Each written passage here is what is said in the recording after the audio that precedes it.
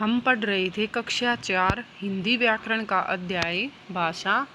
पिछली वीडियो में हम भाषा की परिभाषा, भाषा के रूप, भाषा के कौशल के बारे में पढ़ चुके हैं। भाषा के दो रूप होते हैं, मौखिक और लिखित। उनको भी हम परिभाषा सहित व उदाहरण सहित पढ़ चुके हैं। आज हम पढ़ेंगे भारत की राष्ट्रभाषा। तो भारत की राष्ट्रभाषा कौन सी है? हिंदी। और अंतर्राष्ट्रीय भाषा अंग्रेजी। तो भारत की राष्ट्रभाषा है हिंदी और अंतर्राष्ट्रीय भाषा है अंग्रेजी। आगे हम पढ़ेंगे लिपि। लिपि किसे कहते हैं? तो भाषा को लिखने के लिए निश्चित किए गए चिन्ह को हम निशान भी बोल सकते हैं। ठीक है। भाषा को लिखने के लिए निश्चित किए गए या बनाए गए चिन्हों या निशानों को लिपि कहते हैं। ठीक है। प्रत्येक भाषा की अपनी लिपि होती है। प्रमुख भाषाओं की लिपि इस तरह है। तो यहाँ कुछ भाषाएं दी गई हैं और यहाँ कुछ लिपि दी गई है। तो संस्कृत, हिंदी और गुजराती, इन तीनों भाषाओं की लिपि कौन सी है? देवनागरी। अंग्रेजी की रोमन, पंजाबी गुरुमुखी, उर्दू, फारसी, बंगाली, बांग्ला। ठीक है। एक बार फिर से देख लेते हैं। संस्कृत, हिंदी और गुजराती भाषा की लिपि है देवनागरी। अंग्रेजी की रोमन, पंजाबी गुरुमुखी, उर्दू, फारसी, बंगाली, बांग्ला। ठीक है। हमने पढ़ी लिपि किसे कहते हैं? लिपि भाषा को लिखने के लिए बनाए गए चिन्हों को क्या कहा जाता है? लिपि। तो यहाँ से हमारा क्या क्वेश्चन बनता है कि लिपि किसे कहते हैं? भाषा को लिखने के लिए निश्चित किए गए चिन्हों को लिपि कहते हैं। यह हमारा जवाब होगा। और एक क्वेश्चन और क्या बनता है कि भारत की राष्ट्रभाषा और अंतर्राष्ट्रीय भाषा कौन सी है? ठीक है। तो भारत की राष्ट्रभाषा है हिंदी और अंतर्राष्ट्रीय भाषा है अंग्रेजी। ठीक है।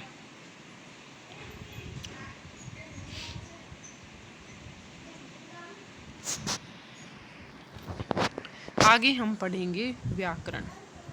ठीक है। व्याकरण किसे कहते हैं और व्याकरण की ज़रूरत हमें क्यों पड़ती है?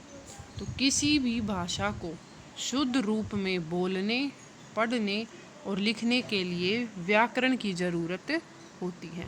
किसी भी भाषा को शुद्ध रूप में बोलने, पढ़ने और लिखने के लिए व्याकरण की ज़रूरत होती है। अतः हम कह सकते हैं कि व्याकरण भाषा के शुद्ध रूप का ज्ञान कराता है। कि भाषा का शुद्ध रूप कौन सा होता है, यह हम किसके द्वारा सीखते हैं? व्याकरण के द्वारा सीखते हैं। तो व्याकरण क्या काम करता है? व्याकरण भाषा के शुद्ध रूप का ज्ञान कराता है। ठीक है। यहाँ एक उदाहरण के माध्यम से यह समझाया गया है। ध्यान दीजिए। जैसे एक वाक्य दे रखा है, अनिल खेल रही है। तो यह वाक्य अशुद्ध है या शुद्ध? शुद्ध को हम सही बोलते हैं और अशुद्ध को हम गलत बोलते हैं। तो जो दिया गया वाक्य है वो सही है या गलत? यह हमें कैसे पता चलेगा? कौन बताएगा कि यह वाक्य ठीक है? तो इसकी जानकारी हमें व्याकरण से ही मिलेगी। किससे मिलेगी इसकी जानकारी? हमें व्याकरण के माध्यम से मिलेगी। यह वाक्य गलत है। क्यों गलत है? क्योंकि अनिल एक लड़का है। ठीक है, लड़की नहीं। इसलिए शुद्ध वाक्य होगा अनिल खेल रहा है। तो इसमें हमारी क्रिया क्या है? खेल। इस वाक्य में क्रिया स्त्रीलिंग है और ये जो कर्ता है वो पुल्लिंग है। इसलिए ये वाक्य गलत है।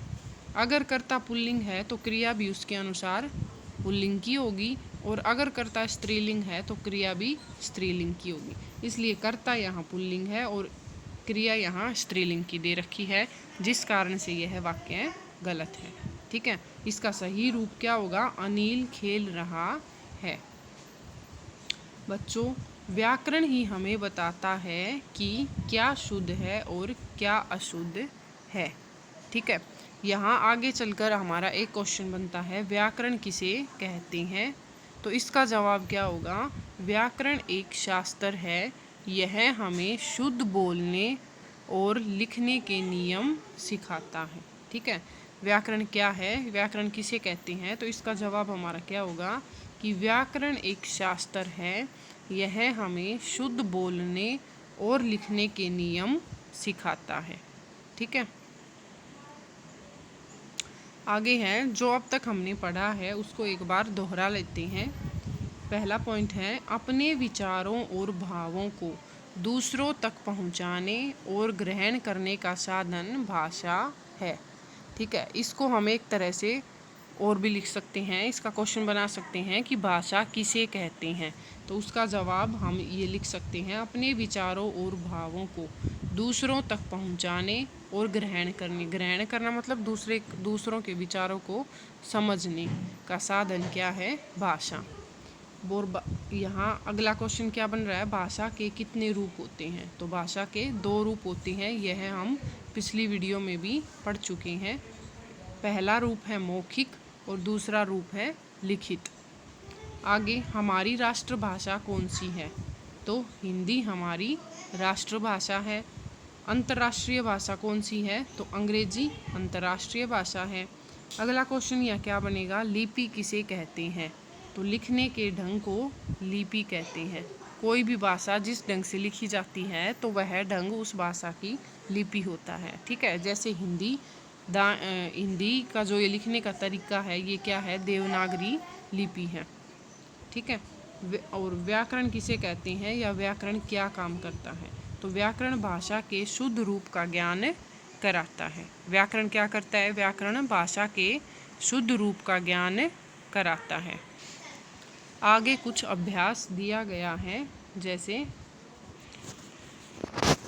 कुछ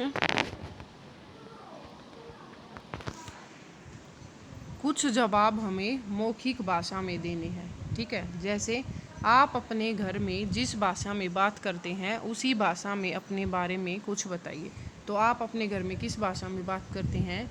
जैसे मान लो हम अपने घर में हिंदी भाषा में बात करते हैं, तो आपको हिंदी भाषा के बारे में कुछ बातें बतानी होंगी, जैसे कि हिंदी हमारी राष्ट्रभाषा है, हिंदी की लिपि देवनागरी है। ठीक है, अगला है, आप टीवी पर कार्टून देखते हैं, यह भाषा का कौन सा रूप है? आप टीवी देखते हो, टीवी पर कार्टून देखते हो, तो कौन सा रूप है? ये भाषा का मौखिक रूप है। ठीक है, मौखिक रूप है। मौखिक क्या होता है? मुंह से बोलकर जो बताया जाए, सुनकर हम सीखें। ठीक है, तो भाषा का मौखिक रूप है। आगे कुछ लिखित दे रखे हैं, दिए गए वाक्यों में सही या गलत का निशान लगाइए। पहला दे रखा है, संकेतों को भी भाषा कहते हैं। तो ये पूछ रखा है कि संकेतों को भी भाषा कहते हैं, क्या यह वाक्य गलत है या ठीक है? तो ये वाक्य गलत है। गलत क्यों है?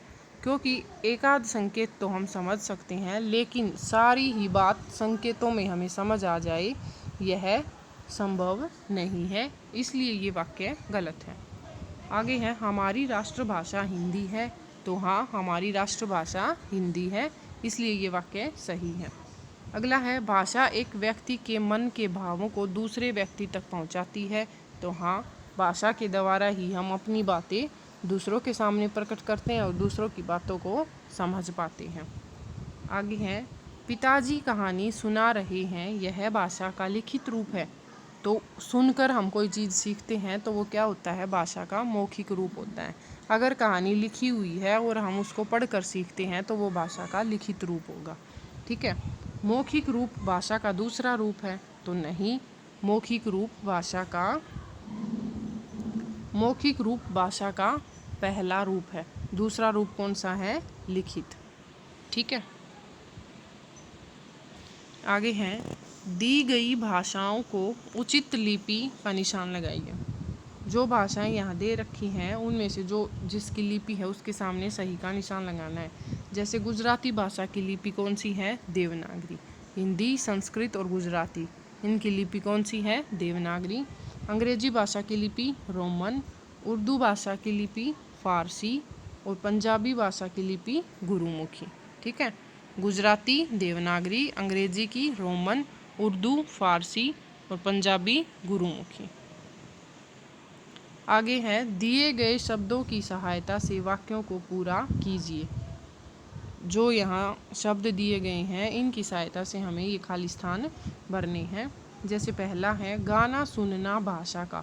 तो सुनकर हम जो भी चीज़ ग्रहण सीखते हैं वो क्या होता है, मौखिक रूप होता है। तो गाना सुनना भाषा का मौखिक रूप है। ठीक है, गाना सुनना भाषा का मौखिक रूप है। आगे है, मन के भावों को खालिस्तान या खालिस्तान प्रकट करते हैं। तो हम अपने मन के भावों को बोलकर या लिखकर प्रकट करते हैं। तो यहाँ क्या आएगा, बोलकर और यहाँ लिखकर। ठीक है, प्रकट करते हैं। आगे है, जापान में भाषा बोली जाती है। तो जापान में जापानी भाषा बोली जाती है। जापान में जापानी भाषा बोली जाती है। अंग्रेजी की लिपि कौन सी है, अंग्रेजी की लिपि रोमन है। ठीक है, और अंतर्राष्ट्रीय भाषा कौन सी है, अंग्रेजी अंतर्राष्ट्रीय भाषा है। ठीक है, अंतर्राष्ट्रीय भाषा है। भाषा के शुद्ध रूप का ज्ञान कौन कराता है, तो भाषा के शुद्ध रूप का ज्ञान हमें व्याकरण कराता है। भाषा के शुद्ध रूप का ज्ञान हमें व्याकरण कराता है। आगे है, निम्नलिखित प्रश्नों के उत्तर दीजिए। भाषा किसे कहते हैं। तो भाषा हमने पीछे भी 2 बार पढ़ चुके हैं, एक बार दोहराया था उसमें और एक बार शुरू में। भाषा किसे कहते हैं, तो भाषा वह साधन है जिसके द्वारा हम अपने विचार दूसरों के सामने प्रकट करते हैं तथा दूसरों के विचारों को समझते हैं या सुनकर ग्रहण करते हैं। ठीक है, भाषा का दूसरा रूप कौन सा है, तो भाषा का दूसरा रूप लिखित है, लिखित भाषा। ठीक है, और पहला कौन सा है, मौखिक। अगला है, व्याकरण हमें क्या सिखाता है। तो व्याकरण हमें भाषा के शुद्ध रूप का ज्ञान कराना सिखाता है। ठीक है, व्याकरण हमें भाषा के शुद्ध रूप का ज्ञान कराता है।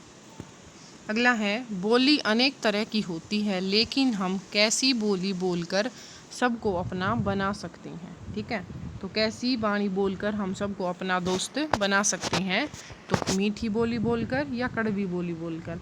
तो मीठी बोली बोलकर हम सबको अपना बना सकते हैं।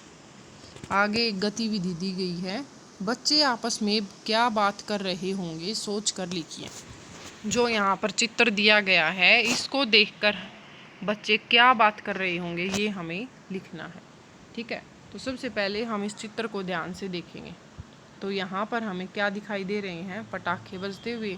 यहाँ घरों को सजा रखा है। ठीक है, तो क्या लग रहा है यहाँ देखकर कि कोई शादी चल रही है। ये 4 बच्चे हैं जो चारों दोस्त हैं, एक शादी में गए हुए हैं और वो यहाँ मिठाइयों के बारे में बातचीत कर रहे हैं। ठीक है, बच्चे मिठाई खाकर बिल्कुल खुश हो रहे हैं और एक दूसरे से बातें कर रहे हैं। किसके बारे में बातें कर रहे हैं, शायद मिठाई के बारे में ही बातें कर रहे हैं। ठीक है, ये था हमारा आज का पाठ। वीडियो अच्छी लगे तो लाइक और शेयर करें, चैनल को सब्सक्राइब करें।